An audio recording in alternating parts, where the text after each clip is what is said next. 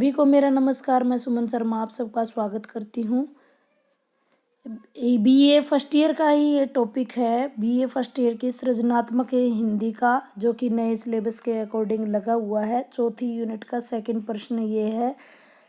Banner, poster और hoardings लेकर आज मैं आपके साथ, देखिए, बैनर, पोस्टर और होर्डिंग्स तीनों ही विज्ञापन के साधन हैं। बैनर विज्ञापन का एक महत्वपूर्ण साधन है। इस माध्यम के द्वारा सीमित अवधि में किसी आयोजन, किसी विशेष स्थान, जनता की जानकारी या जागरूकता फैलाने के लिए हम इनका प्रयोग करते हैं। जैसे आपने कई बार महाविद्यालय में भी देखा होगा कि एनएसएस का कैंप लगा हुआ है, उससे रिलेटेड आपको बैनर लगा मिल जाएगा। कभी वाईआरसी का कोई लगा हुआ है, कभी ब्लड डोनेशन कैंप या वैक्सीनेशन कैंप लगा हुआ है, उसके लिए हम बैनर बनवाते हैं। तो वो इसी उद्देश्य के लिए होता है।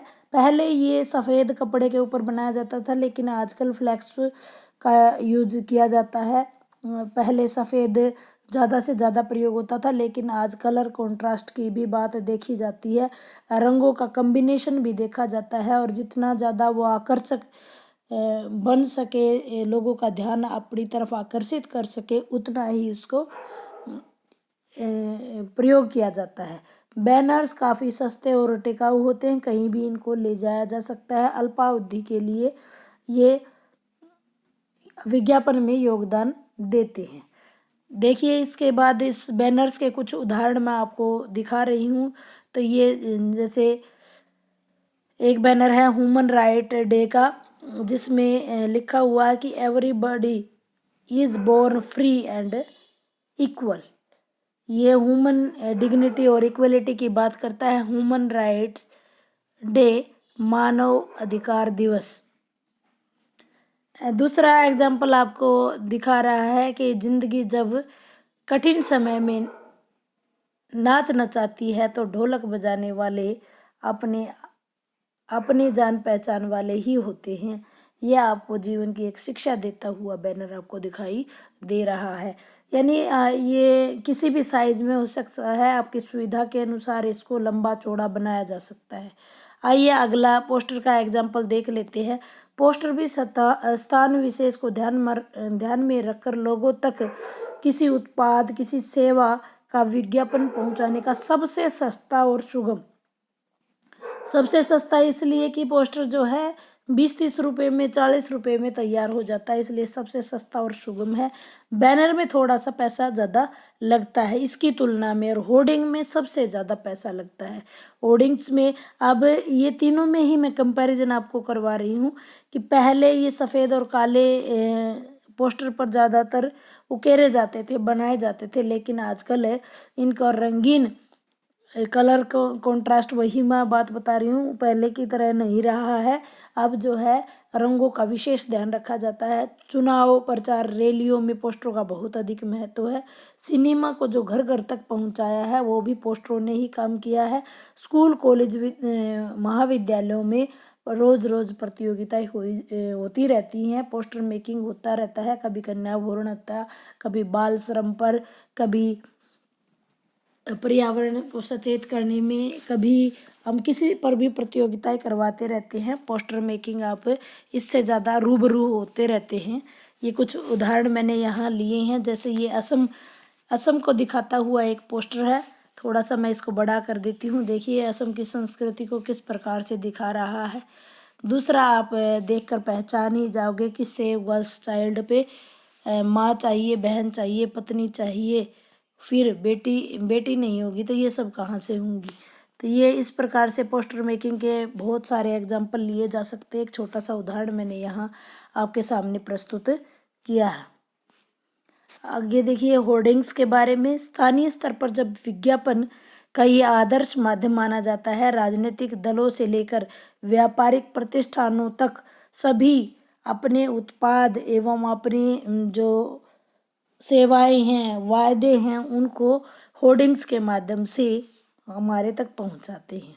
इनके लिए उपयुक्त स्थान का चयन होना बहुत ज़रूरी है। ऐसा स्थान होना चाहिए जो आने जाने वाले लोगों का ध्यान खींचे।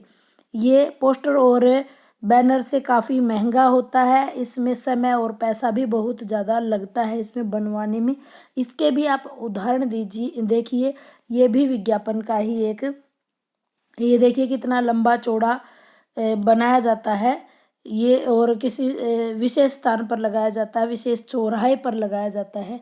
जैसे उत्तर प्रदेश में अभी इलेक्शन होने वाले हैं, तो देखिए कितना बड़ा होर्डिंग्स लगवा दिया गया है कि 4 लाख युवाओं को नौकरी देगा। तो इनडायरेक्ट रूप से ये अपनी वोट मांग रही हैं। तो ये किस प्रकार से अपनी एडवर्टाइजमेंट कर रहे हैं कि इतने उसमें हमने, ये एक एग्जांपल आप देख सकते हो कंपनी विशेष का है। इसके लिए कॉल करने के लिए, एसएमएस करने के लिए ये सारी जानकारी इसके अंदर दे दी गई है, और कितना बड़ा स्पेस इसके अंदर लिया गया है। तो ये महंगे महंगे बड़े कंपनियों के काम होते हैं, या किसी विशेष राजनीतिक दल के, या किसी विशेष फिल्म के, किसी को लॉन्च करना हो उसके उदाहरण हो सकते हैं। इसके बाद ये निष्कर्ष वाला पेज सबसे आगे चला गया है। मैं निष्कर्ष आपको बताना चाहूँगी कि तीनों ही माध्यम में सृजनात्मक लेखन का कार्य है। तीनों ही जो विज्ञापन है वो माध्यम है, उसमें प्रारूप तैयार किया जाता है। ड्राफ्ट पहले से ही तैयार होता है और उसको हम दिखा देते हैं कि किस प्रकार का ये बढ़ना होता है। उसके बाद व्यक्ति जो है ये बहुत ही अच्छी, आकर्षक, लोकप्रिय पोस्टर, बैनर, होर्डिंग्स का प्रारूप तैयार करता है। उतना ही वो, जितने अधिक आकर्षक ढंग से तैयार करता है, उतना ही अधिक वो सृजनशील व्यक्ति होता है, उतना ही क्रिएटिव इंसान होता है, उतने ही उसके लिए रोजगार के अवसर बढ़ जाते हैं। इसमें बहुत ही ज़्यादा अवसर उसको मिलते हैं। उम्मीद करती हूँ आपको बैनर, पोस्टर और होर्डिंग्स समझ आए होंगे कि किस प्रकार से हम इसको तैयार कर सकते हैं।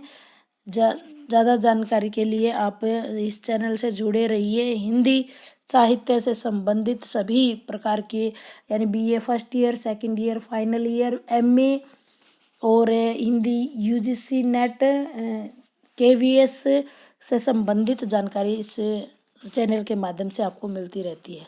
धन्यवाद।